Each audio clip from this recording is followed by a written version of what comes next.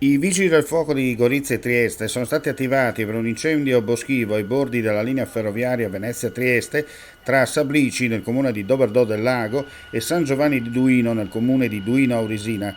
Gli stessi pompieri, intervenuti con le squadre antincendio boschivo di Trieste e Gorizia più l'autobotte del comando di Gorizia, operano congiuntamente con il personale del Corpo Forestale Regionale e volontari, sempre dell'incendio della Protezione Civile, e sono riusciti in breve tempo a spegnere le fiamme, evitando la propagazione delle stesse ai campi soprastanti. Per permettere le operazioni di spegnimento, la linea ferroviaria tra le stazioni di Monfalcone e Trieste è stata interrotta e disalimentata, fermando il traffico ferroviario, come è stata chiusa la stessa strada regionale 55 tra Sablici e San Giovanni di Duino. Al momento sono in corso da parte del personale del Corpo Forestale Regionale e dei volontari della Protezione Civile le operazioni di bonifica dell'area incendiata, per le quali sta operando anche l'elicottero regionale, ancora in fase di accertamento le cause dell'incendio.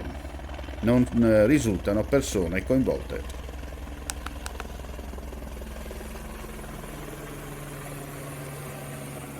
Ci portano più speranza, più fiducia, uno sguardo che finalmente si alza verso il futuro. Per ricominciare con la tua attività, con la tua professione, per allargare i tuoi orizzonti, ricomincia con noi.